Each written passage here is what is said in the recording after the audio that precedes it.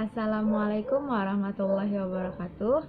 Saya Dilia Amanda Septianingrum dari kelompok 23 Praktek Pengamalan Ibadah. Yang dalam kesempatan kali ini, perkenankanlah saya untuk menjelaskan atau memaparkan secara singkat tentang subbab atau materi dalam bidang 1, yaitu tentang sholat sunnah.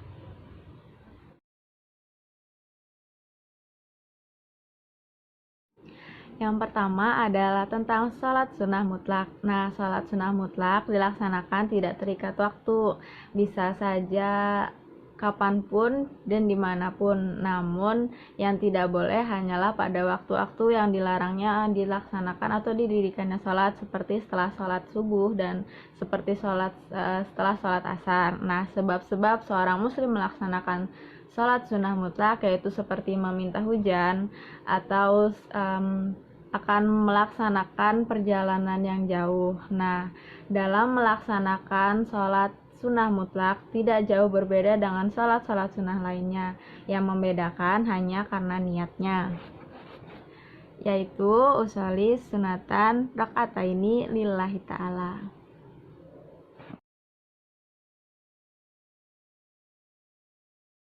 Yang kedua yaitu tentang sholat sunnah wudhu. Nah, sholat sunnah wudhu atau yang disebut sholat syukrul wudhu, yaitu sholat yang dilaksanakan atau didirikan setelah kita berwudhu. Nah, sholat ini dianjurkan oleh Nabi seperti dalam dalil, yaitu isinya tidaklah seseorang berwudhu dan menyempurnakan wudhunya lalu sholat 2 rakaat dengan sepenuh hati dan jiwa, melainkan wajib baginya mendapat surga. Hadis riwayat Muslim nomor 234.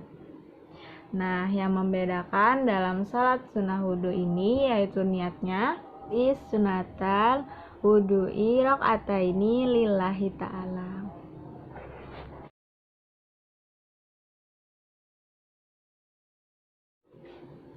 Yang ketiga yaitu tentang salat tahiyatul masjid. Nah, yang mana salat tahiyatul masjid didirikan oleh seorang muslim saat ketika ia memasuki sebuah masjid sebagai rasa syukur, rasa hormat kepada zat-zat yang ada di dalam masjid tersebut. Nah, salat sunnah 2 rakaat ini tidak jauh berbeda dengan salat sunnah yang lainnya. Yang membedakan adalah pada niat dari salat sunnah ini, yaitu usolli tahiyatul masjidi rakaataini sunatan lillahi ta'ala.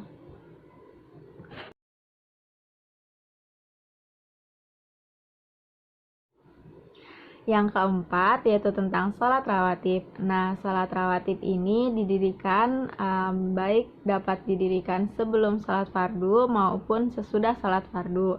Yang mana tujuan dari didirikannya sholat rawatib adalah untuk menyempurnakan sholat-sholat dalam sholat fardu. Nah, adapun hukum dari mendirikan sholat rawatib adalah sunnah muakkad atau sangat dianjurkan karena merupakan salah satu amalan yang utama atau yang pertama dihitung dalam hari perhitungan nanti.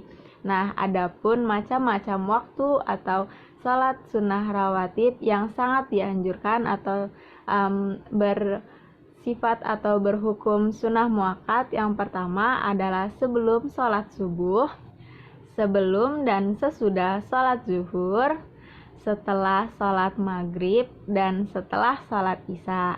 Nah, itu merupakan penjelasan singkat tentang sholat sunnah rawatib. Yang membedakan hanyalah niat-niat dalam pelaksanaannya.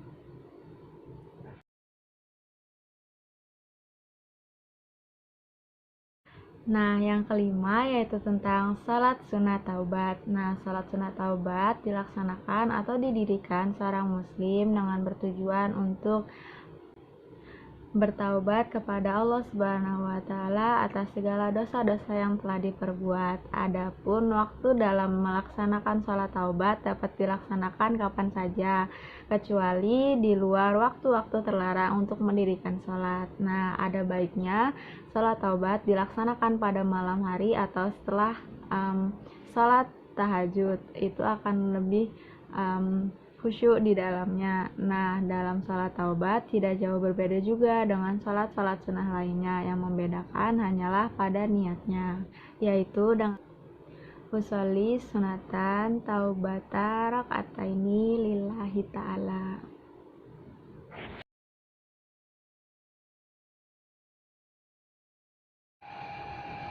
Yang berikutnya adalah tentang sholat tahajud. Nah, sholat tahajud sendiri merupakan sholat yang didirikan seorang muslim pada waktu malam hari.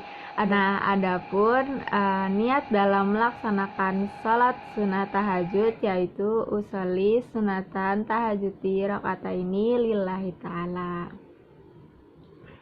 Nah, setelah melaksanakan sholat tahajud, ada merupakan doa yang dapat dibaca setelah sholat tahajud. Nah, doa tersebut sudah ada di video PPI sebelum atau dalam bidang 3 rolling kedua kemarin. Nah, teman-teman bisa putar kembali video itu dan di dalamnya sudah terdapat doa-doa untuk setelah sholat. Salah satunya adalah doa setelah sholat tahajud.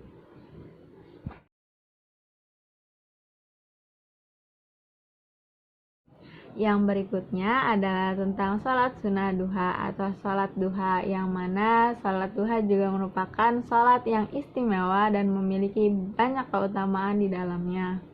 Nah, dalam sholat duha itu didirikan atau dilaksanakan pada waktu pagi hari kurang lebih 7 hasta pada saat matahari terbit, dan waktunya adalah hingga waktu sholat zuhur tiba.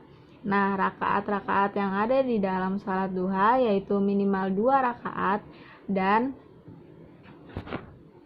maksimal 12 rakaat. Nah, dalam sholat duha memiliki niat yaitu usolli sunatan duha raka'ataini lillahi ta'ala.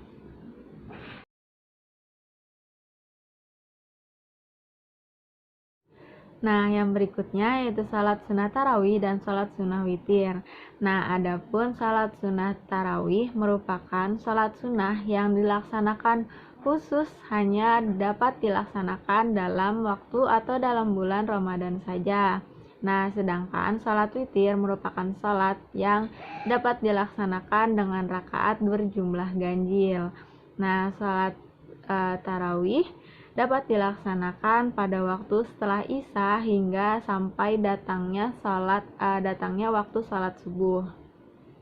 Salat tarawih dapat dilaksanakan secara berjamaah maupun sendiri. Nah, hukum dalam melaksanakan salat tarawih adalah sunnah, yang mana dikerjakan mendapatkan pahala, tidak pun juga tidak merugikan atau tidak mendapatkan dosa. Namun, orang-orang yang tidak melaksanakan tarawih merupakan orang-orang yang rugi, karena salat tarawih hanya dapat dilaksanakan pada bulan yang suci. Nah, dalam salat tarawih pun memiliki keutamaan dan keistimewaan yang ada di dalamnya. Dengan jumlah rakaat adalah 8 rakaat dan diikuti oleh salat witir. Misalkan 4 rakaat tarawih, 4 rakaat tarawih dan 3 rakaat salat witir. Yaitu seperti yang dijelaskan tadi, yaitu salat witir adalah salat yang dilaksanakan dengan jumlah rakaat yang ganjil, atau dapat dilaksanakan 2 kali salat tarawih sebanyak 4 kali, lalu dilanjutkan dengan 3 rakaat salat witir.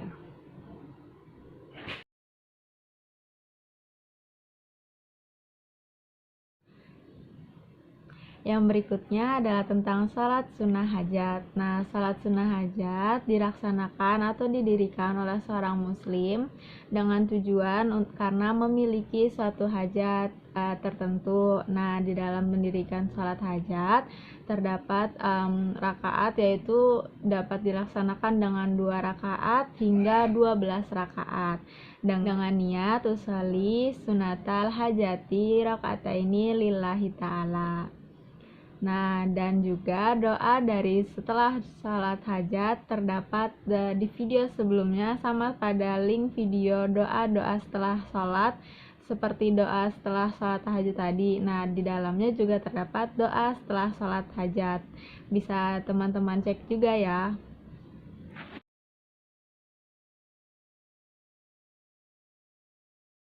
Nah, yang berikutnya adalah sholat sunat tasbih atau sholat tasbih, yang mana sholat tasbih didirikan atau sholat sunnah yang didirikan sebanyak 4 rakaat. Nah, di dalamnya kita memperbanyak membaca tasbih, yaitu dalam sekali melaksanakan sholat tasbih kita mengucapkan sebanyak 300 kali tasbih.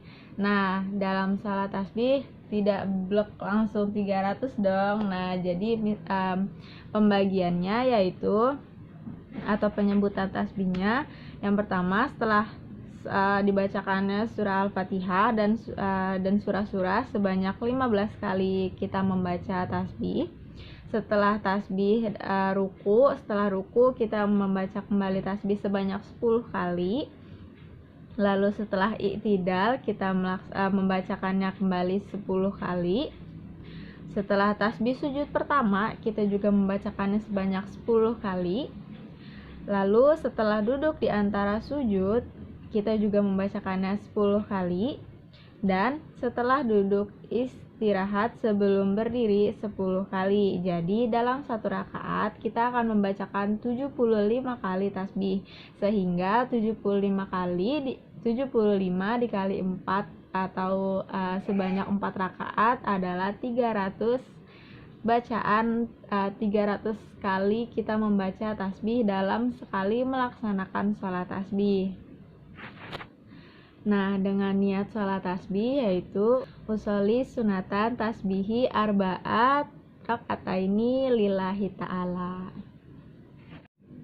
Nah, sholat tasbih dilaksanakan tadi dengan 4 rakaat dan 2 kali salam. Nah, dalam sholat tasbih teman-teman tujuannya adalah untuk memohon, meminta agar Allah Subhanahu wa Ta'ala dapat menggugurkan dosa-dosa yang telah kita lakukan. Nah, adapun waktu dalam melaksanakan sholat tasbih dapat dilaksanakan pada waktu kapanpun, namun tetap dianjurkan pada waktu-waktu yang dalam mendirikan salat, dan jangan melaksanakan atau mendirikan salat dalam waktu-waktu terlarangnya dalam melaksanakan salat.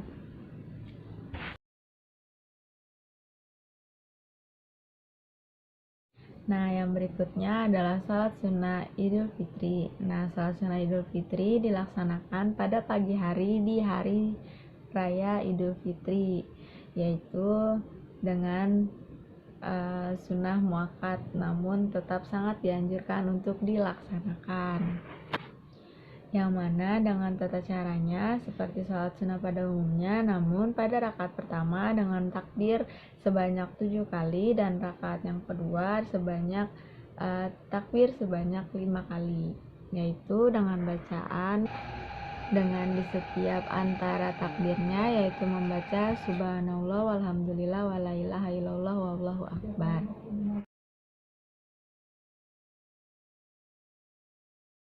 Nah, yang berikutnya adalah salat sunnah gerhana. Nah, salat sunnah gerhana dilaksanakan pada saat terjadinya fenomena atau terjadinya suatu kejadian gerhana, baik gerhana bulan maupun gerhana matahari. Nah, pada saat terjadinya fenomena tersebutlah didirikannya sholat gerhana. Adapun niat dari sholat sunnah gerhana yang pertama yaitu gerhana bulan dengan niat usolli sunata liis kusufi rakaataini lillahi ta'ala. Sedangkan gerhana matahari usolli sunatan li khusufi syamsi rakaataini lillahi ta'ala.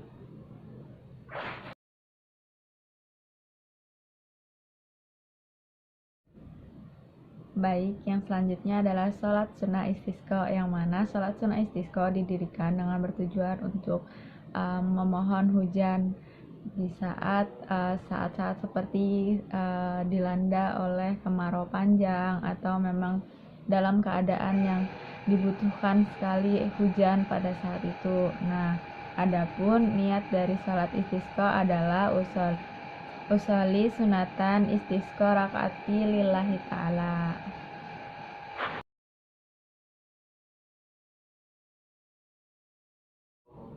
Yang berikutnya adalah salat sunnah istiqoroh. Nah, yang mana Dari tujuan mendirikan salat istikharah adalah untuk meminta petunjuk atau keputusan dari Allah Subhanahu wa Ta'ala atas dasar keraguan-keraguan atau pilihan-pilihan yang kita sendiri pun bingung untuk memilihnya. Contohnya seperti jodoh, kerjaan, sekolah, dan lain sebagainya, agar pilihan yang kita pilih itu adalah pilihan yang terbaik.